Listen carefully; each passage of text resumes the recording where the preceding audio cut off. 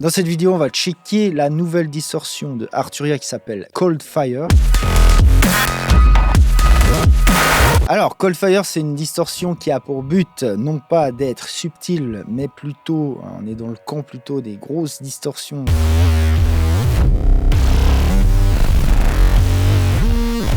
Pour vraiment détruire, entre guillemets, votre audio, plutôt vraiment être dans le côté sound design créatif de la distorsion. Vous avez en gros deux modules principaux, vous pouvez choisir de mettre en série, en parallèle, en MS, etc. Tous les routings possibles et imaginables sont présents et voilà, vous choisissez deux modules de distorsion que vous mélangez de la manière dont vous avez envie, en gros quoi. Entre tout ça, vous avez pas mal de filtres par-ci par-là que vous pouvez mettre pré, post, etc. Vous avez une section master aussi avec une sorte de OTT intégré très simplifié et quelques paramètres global master très basiques. Donc j'ai testé ce plugin sous plusieurs formes, c'est-à-dire que j'ai testé déjà sous l'aspect sound design. J'ai créé un petit truc assez vite fait comme ça pour voir un petit peu ce dont ce plugin est capable, en commençant par des drums.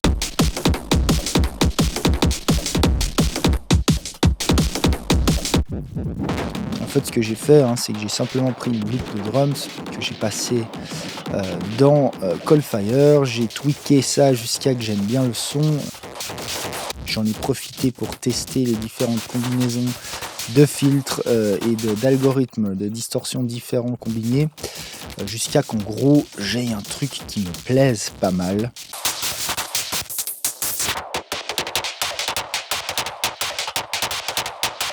Ce que j'ai fait par la suite, c'est que j'ai printé simplement, j'ai rendu en audio ma track. J'aime bien faire ça, réouvrir ensuite cette loop processée dans Cold Fire dans un nouveau sampler en mode slice, c'est-à-dire qu'après je peux rejouer en MIDI comme ça différentes parties de mon sample audio. J'ai créé donc un petit pattern MIDI avec tout ça pour le fun et évidemment par la suite j'ai remis un autre Cold Fire là-dessus pour redonner de nouveau une forme et un shape à mon son.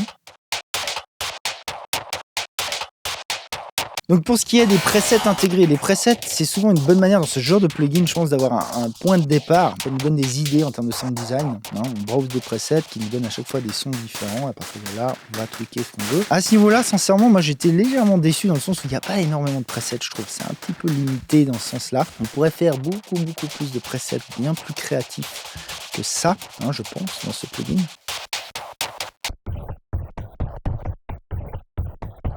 Alors, avec ce plugin, on peut aussi faire tout un tas de modulations. Vous avez des enveloppes followers, vous avez des LFO, vous avez une sorte de séquenceur. Le système destination fonctionne exactement comme celui de Pigment, c'est-à-dire que vous appuyez à Signe, puis ensuite vous allez drag and dropper sur les paramètres que vous voulez moduler, tout simplement. Par exemple, ici, j'ai commencé à vouloir process un kick.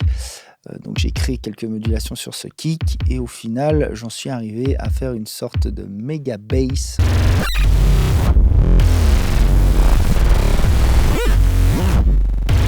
En utilisant une combinaison de comb filtering, de high pass filters, de plusieurs types de distorsion et de modulation qui vont faire bouger tout ça, j'ai réussi à faire un son assez cool, assez intéressant par exemple. En même temps c'était le but, je voulais vraiment essayer un peu de pousser un petit peu ce plugin dans ses retranchements, voir ce dont il est un peu capable, si on commence un peu à aller un peu plus loin en termes de sound design. Et franchement, ça fait le job. Encore une fois, j'ai réussi à trouver un truc qui me plaisait. Ce que j'aime beaucoup faire quand je fais du sound design de cette sorte, c'est que je vais printer en audio à un certain moment. Donc ce que j'ai fait, c'est que j'ai routé l'audio de ma piste avec Cold Fire sur une autre piste audio, simple. J'ai récupéré l'audio, je l'enregistre en temps réel et en temps réel, je vais aller bouger mes paramètres pour créer un énorme fichier audio depuis lequel je vais simplement aller éditer des bouts et créer comme ça un pattern avec tout ça, quoi.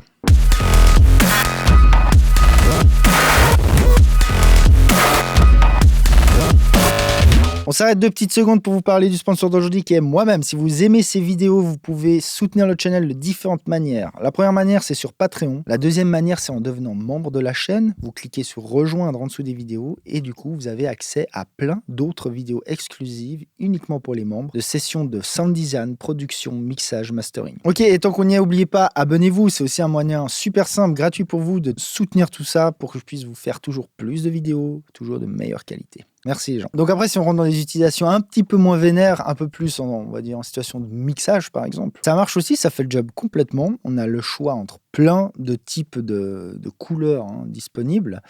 Là, par exemple, vous voyez que je processe mon kick.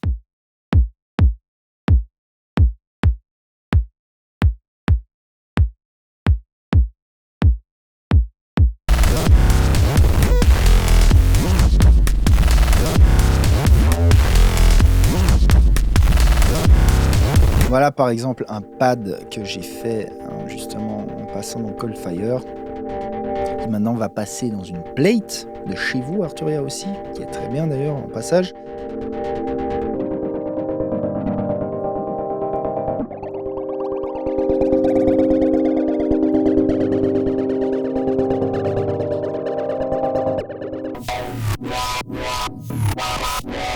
J'ai trouvé un preset pas mal là qui match assez avec ce que je voulais faire pour créer des sortes de glitch, des effets un peu édités comme ça.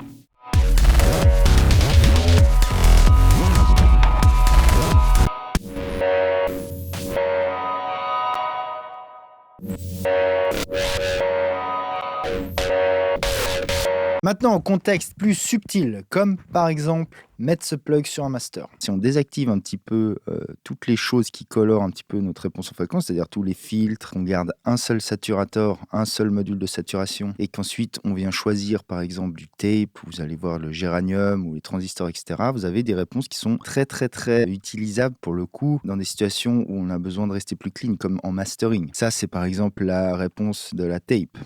Si maintenant on switch, puis qu'on va voir, je sais pas, force, ok, on voit que ça reste très linéaire aussi. Voilà, si on regarde transistor par exemple, on a une courbe typique avec des aigus limés. Donc là, on peut aussi rester très subtil, j'ai envie de dire, et aller juste sur une légère coloration en restant très faible ici et peut-être en rabaissant un peu le dry wet. C'est aussi tout à fait utilisable comme ça, quoi. Le tube, typiquement, ça c'est vraiment une réponse en fréquence très typique des tubes, hein. Donc, j'ai envie de dire, c'est bien fait à ce niveau-là. Pareil, si on check la phase, on voit qu'on a des shifts de phase comme ça, très typiques aussi, hein.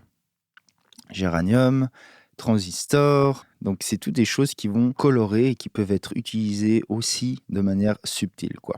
Cause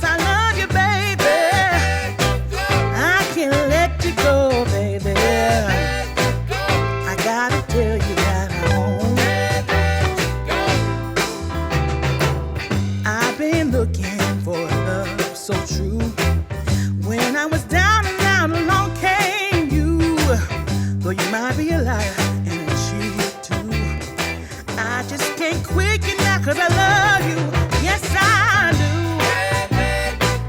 I can't let you go, baby.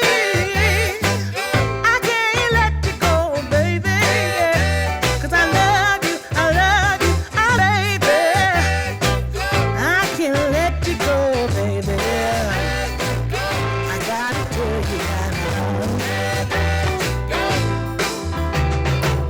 I've been looking for love so true. When I was down and out, along came you. Though you might be a liar and cheat too, I just can't quit you now 'cause I love you. Yes, I do. Boy. 'Cause I love you, baby. I can't let you go, baby. I gotta tell you that I've been looking for love so true. When I was down and out, along came you. Though you might be a liar and cheat too, I just can't quit you now 'cause I love you. Yes, I do. I can't let you go, baby. I can't let you go, baby. 'Cause I love you, I love you, I love you. No, no, no.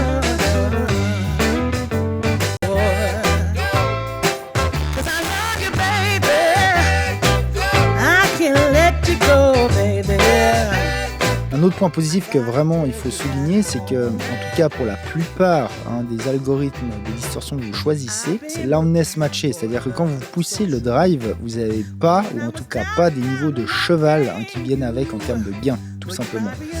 Ce qui fausse complètement, évidemment, comme tout le monde le sait, la perception du truc, surtout spécialement pour tout ce qui est distorsion et compagnie. Par exemple, comme vous voyez là je switch, je teste comme ça différents algorithmes sur un master, et quand je monte le drive, donc je n'ai, en tout cas pour la plupart des cas, pas de changement de gain, c'est-à-dire j'entends uniquement les différences de distorsion, de saturation que ça apporte. Et ça, c'est super important pour pouvoir juger spécialement dans ce genre de contexte-là, quoi. Donc ça, à ce niveau-là, c'est bien fait aussi. C'est plus compliqué que vous croyez à mettre en place du vrai loudness matching en temps réel comme ça. C'est pas aussi simple pour que ça fonctionne bien. Mais voilà, donc ça c'est un point important, positif à soulever, je pense. Et le test ultime, c'est de voir un peu comment ça réagit en termes de aliasing. Donc il y a des options ici, il y a un mode qualité et on peut se mettre en mode render ou en mode studio. Donc on va se mettre en mode studio et je veux voir juste en termes d'aliasing, qu'est-ce que ça dit, spécialement si on l'utilise dans des conditions comme ça, c'est-à-dire subtilement. Donc si on va voir l'harmonic analysis, ok, donc ça c'est les rapports harmoniques. Si on se base sur un truc qui est assez subtil, on va dire entre guillemets la tape, qui est ici, n'est pas si subtil que ça pour de la tape. Et en étant au minimum avec le dry wet à 100%, j'ai déjà passablement beaucoup d'harmoniques, même si dans une mesure elles sont relativement basses en volume, on est bien d'accord, mais le truc c'est que maintenant si je rentre plus fort dans mon plugin, si je rentre par exemple moins 4, moins 5 dB, sont déjà plus audibles, en tout cas les premières ici. Celles-ci, on peut dire qu'elles sont inaudibles pour le coup. Enfin bref, on va partir d'un setup comme ça et on va juste voir qu'est-ce qui se passe simplement.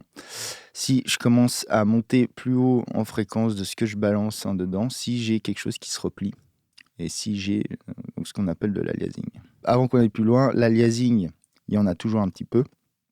Le but ne serait pas qu'il n'y en ait aucun, parce que dans ce cas-là, il faudrait aller dans des oversampling de coefficients de taré, et pour le coup, ça ne sert à rien, parce que le but, c'est simplement que l'aliasing ne soit pas audible. Or, là, il y en a, déjà à ce niveau-là. Donc ici, je monte, j'envoie un sinus de 2K en gros dans Coldfire, et on voit qu'il y a du repliement. Ici, il y a de l'aliasing, c'est ça, mais c'est super inaudible. C'est totalement inaudible. On est aux alentours des moins 150, moins 140.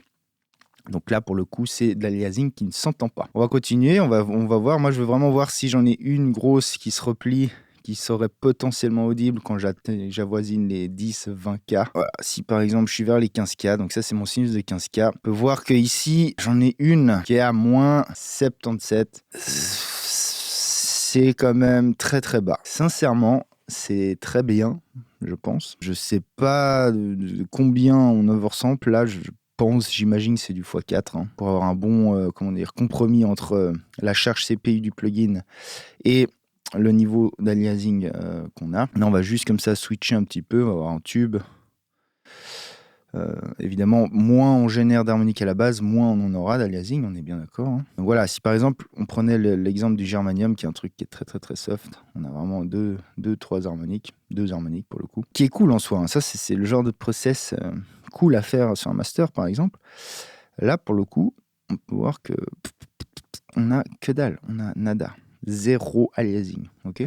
On n'a même pas un truc qui revient. Si vous voyez là, c'est du noise, mais ça, c'est un autre topic. Sincèrement, good job. Les modules ici qui sont censés émuler des choses plus ou moins analogues, comme tape, tube, germanium, transistor, transformer, font bien le job. On a vraiment de l'aliasing très bas, donc c'est complètement utilisable dans plein de situations. Donc voilà, nice job Arturia, rien à dire. Petite information importante, je n'ai pas été payé pour faire cette vidéo. Ce que je vous donne dans cette vidéo, c'est mon avis pur et dur. Ok, je peux dire ce que je veux. Si j'aime pas, je peux le dire. Si j'aime, je peux le dire. C'est important à prendre en compte. J'ai vraiment une politique qui est que quand je vous parle de produits sur cette chaîne, ce soit vraiment des choses que moi j'aime et que moi j'utilise. Je vais jamais, sachez-le, jamais essayer de vous vendre un produit que personnellement je ne pense pas être bien ou uniquement parce que j'ai été payé pour le faire. Ça n'arrivera pas. Voilà.